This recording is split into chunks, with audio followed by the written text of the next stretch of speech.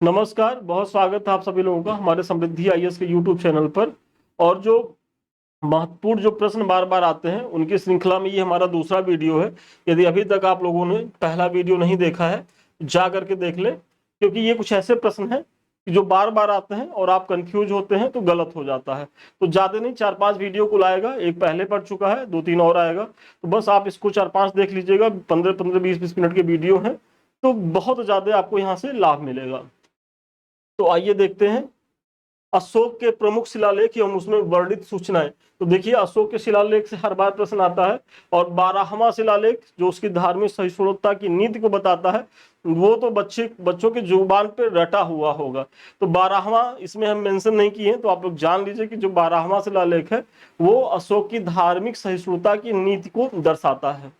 प्रथम शिलालेख में क्या है, तो पशु बल की निंदा तथा समस्त प्रजा मेरी संतान का जो है वो उल्लेख है। क्योंकि आप लोग जानते हैं कि जो अशोक है वो बाद में जो है अहिंसक हो गया था, बौद्ध धर्म के प्रभाव में आकर के। तो ऐसे में पशु बलि को भी उसने जो है वो नियंत्रित किया था, और अपने भी जो उसका भोजन बनता था उसमें भी बहुत लिमिट लगाया हुआ था। और कभी कभार जो वो आदेश देता है कि भाई हमारी पाकशाला में किस दिन मोर बनेगा या कुछ, मतलब वो वीकली होता था। तो ये चीजें हैं।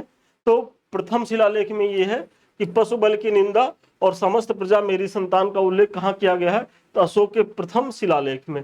और मास्की एवं गुर्जरा में क्या है, तो मास्की और जो गुर्जरा शिलालेख है उसमें अशोक के व्यक्तिगत नामों का उल्लेख है, बहुत महत्वपूर्ण है। मास्की और गुर्जरा में अशोक के व्यक्तिगत नामों का जो उल्लेख हुआ है।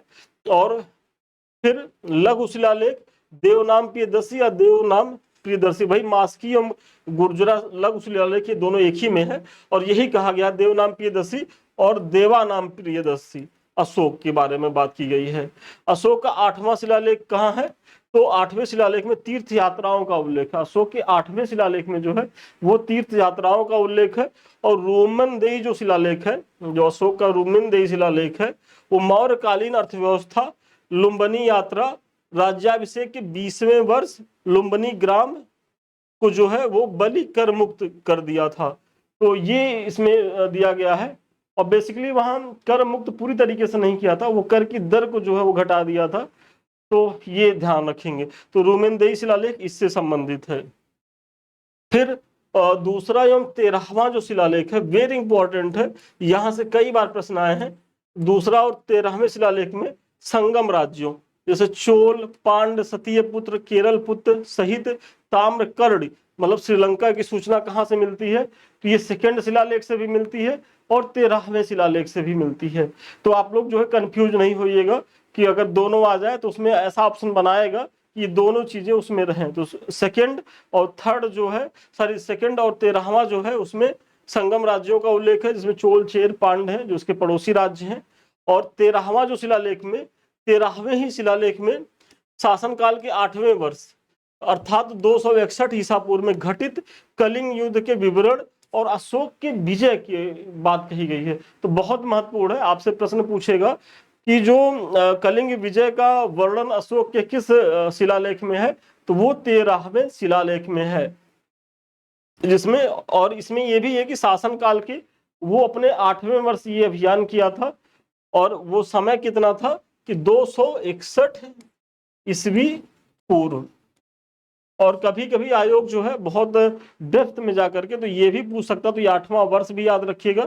और 261 ईस्वी पूर्व में जो है वो कलिंग अभियान किया था। इसकी जानकारी कहां से मिलती है, 13वें शिलालेख से। चलिए, 1857 का विद्रोह एवं स्थल। तो विद्रोह में देखें तो लखनऊ में, तो इस यहाँ का नेतृत्व किसने किया था, बेगम हजरत महल ने किया था।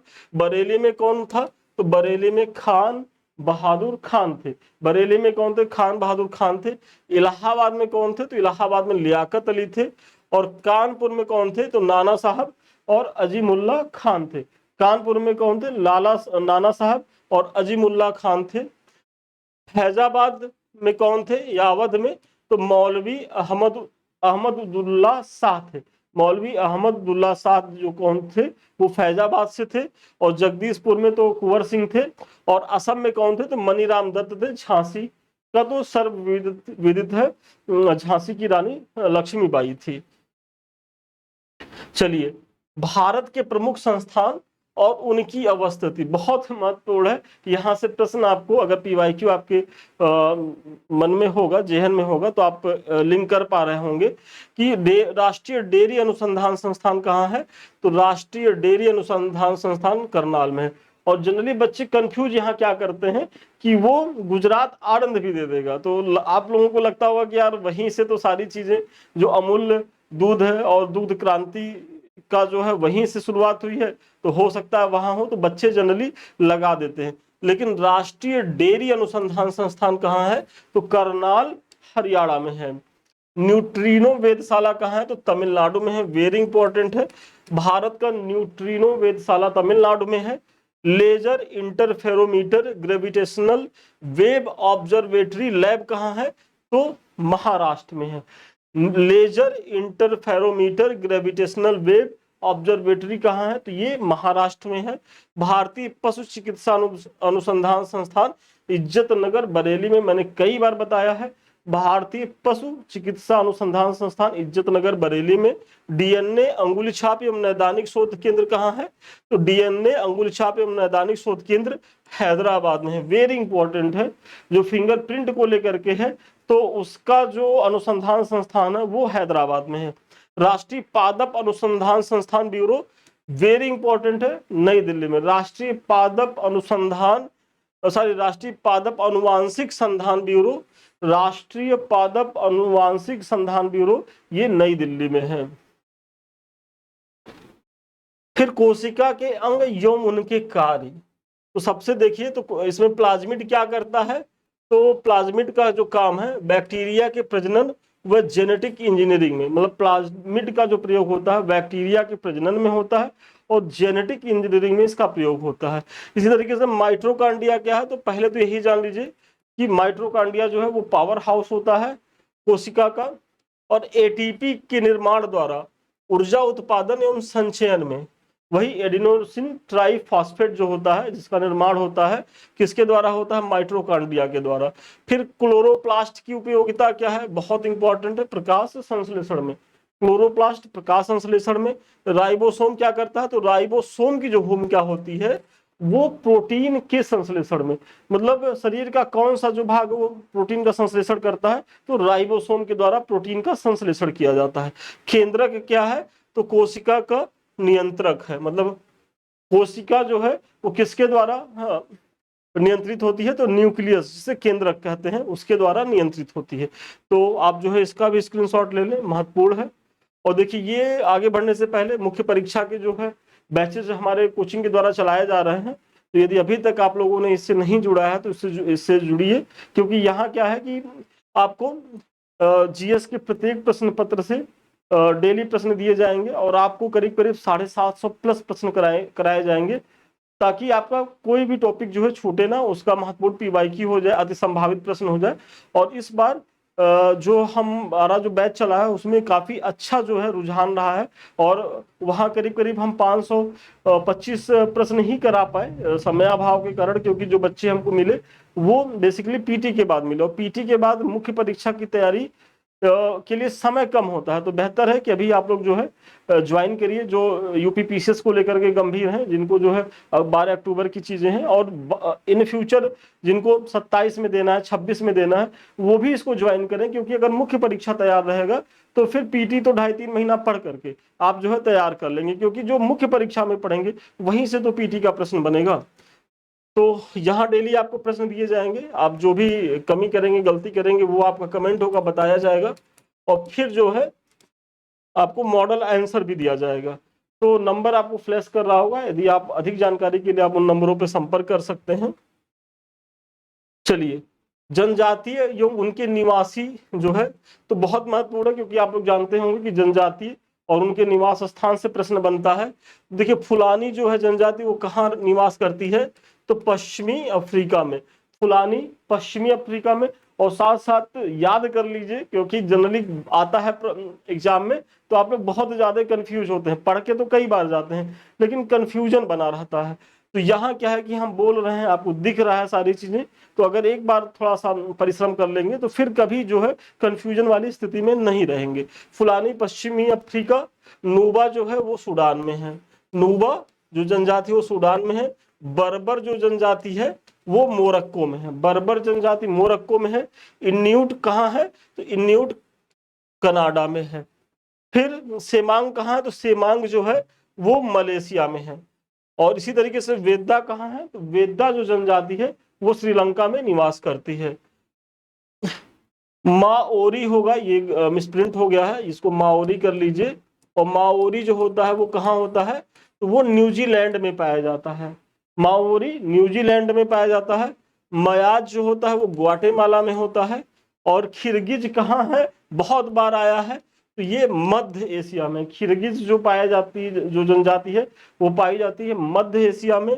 बुशमैन जो है वो कालाहारी में पाया जाता है, बुशमैन कालाहारी। एनू जो है वो जापान में, और बद्दू जो है वो अरब सागर में। वेरी इंपॉर्टेंट है, आप लोग जो है इसको स्क्रीनशॉट ले लीजिए, या आप ये भी कर सकते हैं कि इसको जो है वीडियो को रोक करके नोट कर लीजिए, क्योंकि ये सारे महत्वपूर्ण हैं और यहाँ से ज्योग्राफी के अंतर्गत घुमा घुमा करके प्रश्न बनते रहते हैं। फिर जनजाति और निवास स्थान, तो जूलू कहाँ है, तो जूलू जो है वो दक्षिण अफ्रीका में है। इसी तरीके से चेचू की बात करें तो चेचू कहाँ है, केरल में। फिर लेप्चा लिम्बू भूटिया, देखिए लेप्चा लंबू भूटिया ये सिक्किम में है। और भोटिया जो है वो उत्तर प्रदेश में। देखिए भूटिया और भोटिया में कंफ्यूज मत होइएगा। एक फुटबॉलर रहे बाईचुंग भूटिया, तो वो कहाँ से संबंधित रहे, वो सिक्किम से रहे हैं। और अगर भोटिया जनजाति की बात आए तो भोटिया जनजाति कहाँ से है, उत्तर प्रदेश से। इसी तरीके से मुरिया कहाँ से है, तो मुरिया जो है वो छत्तीसगढ़ से है, मुरिया जनजाति छत्तीसगढ़ से है। और चांगपा कहाँ है, तो चांगपा जो है वो जम्मू कश्मीर में है। इसी तरीके से गारो खासी कहाँ है, तो गारो खासी जो है वो मेघालय में है। फिर डॉफर जो है वो सौराष्ट्र के गुजरात में है, डॉफर जनजाति गुजरात में पाई जाती है, बहुत बार पूछी गई है डॉफर, तो डॉफर जो है गुजरात में, और गुजरात में भी कहाँ, सौराष्ट्र में। और फिर बंतु कहाँ है, तो बंतु जो है पूर्वी मध्य एवं दक्षिण अफ्रीका में पाई जाती है। बंतु जो है पूर्वी मध्य और दक्षिण अफ्रीका की जनजाति है। इसी तरीके से डफला जो है वो अरुणाचल प्रदेश में और असम के कुछ भाग में भी पाई जाती है। तो डाफला मुख्यतः आएगा तो अरुणाचल प्रदेश लगाइएगा। इसी तरीके से भील जो है वो महाराष्ट्र में पाई जाती है, मध्य प्रदेश में, गुजरात में, राजस्थान में। और भील जो है ये भारत की सबसे बड़ी जो है वो आदिवासी है। मसाई क्या है, तो मसाई जो है पूर्वी अफ्रीका में पाया जाता है, और पूर्वी अफ्रीका के दक्षिणी केन्या और उत्तरी तंजानिया में। मसाई कहाँ पाया जाता है, तो पूर्वी अफ्रीका के दक्षिणी केन्या और उत्तरी तंजानिया में पाया जाता है। फिर राष्ट्रीय उद्यान अवस्थिति बहुत महत्वपूर्ण है। और आइए देखते हैं, तो बांदीपुर जो राष्ट्रीय उद्यान है वो कहाँ है, तो बांदीपुर राष्ट्रीय उद्यान कर्नाटक में है। राजाजी उत्तराखंड में है, ये तो आप लोग जानते ही होंगे। और सिमलीपाल के बारे में मैंने पीछे वाले भी वीडियो में बताया है, और ये करंट अफेयर्स का भी है, क्योंकि सिमलीपाल को जो है 107वां भारत का राष्ट्रीय उद्यान घोषित किया गया है, उड़ीसा में है। और ये उड़ीसा का दूसरा राष्ट्रीय उद्यान है। इसके पहले भितरकनिका को जो है पहला जो है राष्ट्रीय उद्यान उड़ीसा का घोषित कर दिया गया है। मतलब उड़ीसा के 2 राष्ट्रीय उद्यान बन गए हैं उड़ीसा में। अब आप लोग कमेंट करके बताइए कि उत्तर प्रदेश में कितने राष्ट्रीय उद्यान हैं, उत्तर प्रदेश में कितने राष्ट्रीय उद्यान हैं, कमेंट करके आप लोग बताइए। मानस जो है वो असम में है, कान्हा जो है वो मध्य प्रदेश में है, और जिम कार्बेट कहाँ, तो जिम कार्बेट जो है वो उत्तराखंड में है। इसी तरीके से कंचनजंगा, तो कंचनजंगा जो है वो सिक्किम में है। सागरीय राष्ट्रीय उद्यान कहाँ है, कई बार पूछा गया है, तो सागरीय राष्ट्रीय उद्यान जो है वो मन्नार की खाड़ी। सागरीय, देखिए इसमें कक्ष भी दे देगा तो आप लोग कंफ्यूज हो जाते हैं। तो ये बेसिकली कहा सागरीय राष्ट्रीय उद्यान मन्नार की खाड़ी में है। और इंद्रावती जो राष्ट्रीय उद्यान है वो छत्तीसगढ़ में है, और छत्तीसगढ़ में बेसिकली दंतेवाड़ा डिस्ट्रिक्ट में है। कांजीरंगा जो है वो असम में है, और असम के गोलाघाट एवं नौगांव जो जिला है वहां है, कांजीरंगा असम में है। और कुद्रेमुख जो है वो कर्नाटक में है, चिकमंगलुरु। और साइलेंट वैली कहाँ है, शांत घाटी जो है वो पालघाट में है। साइलेंट वैली कई बार पूछा गया है, तो साइलेंट वैली जो है वो केरल में है, और केरल के कहा, तो पालघाट में है। फिर पेंच घाटी कहाँ है? तो पेंच घाटी जो राष्ट्रीय उद्यान है वो नागपुर में है, महाराष्ट्र में। और समुद्री राष्ट्रीय पार्क, देखिए यहाँ समुद्री राष्ट्रीय पार्क की बात आ जाए तो कच्छ की खाड़ी, और यहाँ क्या बताया गया? सागरीय राष्ट्रीय उद्यान। तो बच्चे क्या करते हैं कन्फ्यूज, तो सागरीय राष्ट्रीय उद्यान आए तो वो मन्नार की खाड़ी है। और आयोग कई बार पूछा है, तो सागरीय राष्ट्रीय उद्यान मन्नार की खाड़ी, और समुद्री राष्ट्रीय पार्क अगर है तो वो कच्छ की खाड़ी। और अंशी जो है वो कर्नाटक में है, बेटला झारखंड में, गूगल महाराष्ट्र में। वेरी इंपॉर्टेंट है, इन तीनों जो राष्ट्रीय उद्यान है इनकी अवस्थिति जानते रहिए, इसकी भी और इसकी भी। तो अंशी जो है वो कर्नाटक में, बेटला झारखंड में, और गूगामल कहाँ है? तो गूगामल महाराष्ट्र में है। फिर औषधि और लाभ, तो सबसे पहले ये जो डिक्लोफेनिक जो औषधि है इसका लाभ क्या है? तो पशुओं के दर्द निवारक के रूप में, और गिद्धों जो वल्चर पाए जाते हैं उनके मृत्यु का सबसे बड़ा कारण यही डिक्लोफेनिक जो दवा है। तो यहाँ लिखा भी है कि गिद्धों के असमय मौत का कारण भी है, क्योंकि ये जब जो पशुओं को दर्द निवारक दवाएं दी जाती हैं और जब इनकी डेथ होती है तो जो गिद्ध खाते हैं तो इस दवा के प्रभाव में आकर के उनकी डेथ हो जाती है। तो इसी वजह से देखिए कि इस जो दवा है डिक्लोफेनिक दवा, इसको जो प्रतिबंधित किया गया है, क्योंकि गिद्धों का जो है वो पारिस्थितिकी में बना रहना बहुत जरूरी है, क्योंकि वो पारिस्थितिकी बेसिकली सफाई कर्मी है, क्योंकि सारा सड़ा गला खा करके वो परिस्थिति को स्वच्छ करते हैं। तो ये है बीटा लॉकर। तो बीटा लॉकर की जो जरूरत होती है वो हृदयाघात तथा उच्च रक्तचाप से बचाने के लिए। बीटा लॉकर जो संबंध है वो हृदयाघात से है तथा उच्च रक्तचाप से बचाने के लिए। एट्रोपिन जो है वो तारा विस्फारण से है, तारा विस्फारण से, ये बेसिकली आंख को लेकर के है। तो एट्रोपिन को आप लोग जानते रहिएगा। ब्राह्मी जो औषधि है वो मस्तिष्क के विकास के लिए है, मतलब मस्तिष्क का टॉनिक माना जाता है ब्राह्मी को। इसी तरीके से आर्टीथर क्लोरोक्विन, तो ये जो है ये मलेरिया के लिए जरूरी होता है, क्लोरोक्विन या आर्टीथर। और मार्फिन जो है वो दर्द निवारक है। और हाइड्रोजन पेरोक्साइड क्या है? तो घाव के जो मरहम पट्टी में हम उपयोग करते हैं, किसका करते हैं? तो ये हाइड्रोजन पेरोक्साइड का जो है वो हम उपयोग करते हैं। फिर प्रोजेक्ट डैम या नहर और संबंधित नदी स्थल, तो सबसे पहले तो तावा प्रोजेक्ट को देखते हैं। तो ये नर्मदा नदी पे वेरी इंपॉर्टेंट है, तवा प्रोजेक्ट जो है वो नर्मदा नदी पर है। मेत्तूर डैम कहाँ? तो मेत्तूर डैम कावेरी नदी पर है। मेत्तूर डैम जो है वो कावेरी नदी पर। और उकाई प्रोजेक्ट है, ये उकाई होगा, उकाई प्रोजेक्ट जो है वो तापी नदी पर। उकाई प्रोजेक्ट जो है वो तापी नदी पर है। और आप नोट करते रहिए, क्योंकि यहाँ से चाहे पीसीएस हो, चाहे आरओ हो, या चाहे ट्रिपल एससी का जो एग्जाम होता है, यहाँ से प्रश्न बनते ही बनते हैं। तो उकाई जो प्रोजेक्ट है तापी नदी पर है। अलमट्टी जो बांध है वो कृष्णा नदी पर है, अलमट्टी बांध कृष्णा नदी पर। नागार्जुन सागर परियोजना ये भी कृष्णा नदी पर है।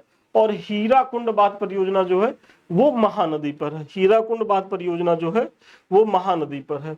इसी तरीके से मिदनापुर जो नहर है वो कंसावती नदी पर है। मिदनापुर जो नहर कंसावती नदी पर। रानी लक्ष्मीबाई बांध परियोजना ललितपुर में है, बेतवा नदी पर। रानी लक्ष्मीबाई बांध परियोजना वो बेतवा नदी पर है। और कहाँ है? तो उत्तर प्रदेश के ललितपुर में। वेरी इंपॉर्टेंट है। और जब हम यूपी स्पेशल का जो क्लास ले रहे थे, जो यूट्यूब पे पढ़ा भी है, अभी तक आप लोगों ने नहीं देखा तो जाकर देख ले, वहां मैंने इसको डिटेल से कराया था। फिर गांधी सागर जलाशय कहाँ है? तो गांधी सागर जलाशय जो है वो मध्य प्रदेश में है। फिर गोविंद बल्लभ पंत सागर जलाशय ये पिपरी सोनभद्र में है। गोविंद बल्लभ पंत जो सागर जलाशय वो पिपरी सोनभद्र में। तिलैया बांध कहाँ है? तो तिलैया बांध बराकर नदी पर है। तिलैया बांध बराकर नदी पर है। पंचेत हिल बांध क्या है? तो दामोदर नदी पर। और ऐसे ही आयोग क्या करता है कि वो मिलाने को दे देता है, 4 दे देगा और 4 जगह दे देगा, आप मिलाइए। तो आप लोग जो है देख लीजिए। फिर माता टीला बांध जो है वो बेतवा नदी पर है। और राणा प्रताप सागर बांध जो है वो चंबल नदी पर। राणा प्रताप सागर बांध जो है वो चंबल नदी पर है। और उकाई परियोजना जो है वो तापी नदी पर है। उकाई परियोजना जो है वो तापी नदी पर है। फिर केंद्र और उद्योग बहुत महत्वपूर्ण है। मतलब अगर शिवकाशी केंद्र की बात की जाए तो ये मदुरई, कोयम्बटूर, बेंगलुरु औद्योगिक प्रदेश में स्थित है। और यहाँ क्या है कि आतिशबाजी और माचिस उद्योग के लिए। शिवकाशी जो केंद्र है वो कहाँ है? मदुरई, कोयम्बटूर, बेंगलुरु, ये औद्योगिक प्रदेश में स्थित है और आतिशबाजी और माचिस उद्योग के लिए फेमस है। पीतमपुर क्या है? तो मध्य प्रदेश में स्थित ऑटोमोबाइल हब है।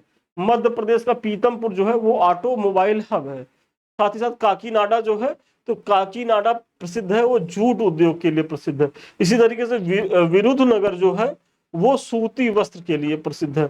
और चन्नापटना जो है वो रेशम के लिए, चन्नापटना रेशम के लिए है। फिर केंद्र और उद्योग, भदोही कारपेट आप लोग जान ही रहे होंगे। टीटागढ़ किसके लिए फेमस है? तो टीटागढ़ जो है वो कागज के लिए फेमस है। लखेरी सीमेंट के लिए फेमस है। लखेरी जो है वो सीमेंट के लिए है। और भिलाई जो है वो लौह और इस्पात के लिए है। भिलाई जो है वो लौह और इस्पात के लिए है। अंबाला मुकुल जो है खनिज तेल शोधन के लिए है। अंबाला मुकुल जो है वो खनिज तेल शोधन के लिए है। जामनगर पेट्रो रसायन। जेके नगर एल्युमिनियम, वेरी इंपॉर्टेंट है, जेके नगर एल्युमिनियम। मलज खंड जो है वो तांबे के लिए है। टुंड्रू क्या है? तो टुंड्रू जो केंद्र है, औद्योगिक केंद्र है, वो जस्ते के लिए प्रसिद्ध है।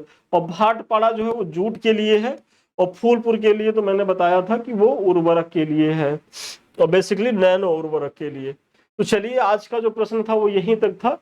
और ये कुछ प्रोग्राम है जिसके बारे में मैंने चर्चा कर ही दी है। तो अभी तक यदि आपने ज्वाइन नहीं किया तो इससे ज्वाइन करिए, इससे जुड़िए। और साथ ही साथ जो हम पढ़ा रहे हैं, तो बहुत से बच्चों की क्वेरी होती है कि सर ये मैटर कहाँ मिलेगा। तो देखिए ये मैटर हमारे समृद्धि आईएएस के टेलीग्राम पे मिलेगा। तो आप लोग जो है इसको ज्वाइन करिए। और यहाँ हमारी ही क्लास नहीं, करंट की, यूपी स्पेशल की, या विनीत सर की, या प्रभा मैम की, सबका जो है वो पीडीएफ यहाँ मिल जाएगा। तो आप लोग जरूर इससे ज्वाइन करिए। और साथ ही साथ ये हमारे 2 चैनल है, एक तो समृद्धि है जिससे अभी हम आप मिल रहे हैं, और दूसरा संदीप मिश्रा ऑफिशियल। तो ये दोनों चैनल आपकी तैयारी के लिए पूरी तरीके से समर्पित है। और यहाँ टाइम टू टाइम जो है हम इस तरीके से प्रयास कर ही रहे हैं। उधर मेंस की चीजें चल रही थी, इधर आरओ को लेकर के चल रही है, और फिर पीसीएस आएगा उसके लिए। और मेंस तो हमारा वर्ष भर चलता रहता है। तो अधिक जानकारी के लिए आप 7303307507 पे आप संपर्क कर सकते हैं। तो चलिए आज के लिए इतना ही। पुनः मिलते हैं नए वीडियो में नए क्लास के साथ। तब तक के लिए धन्यवाद, शुभकामनाएं आपको।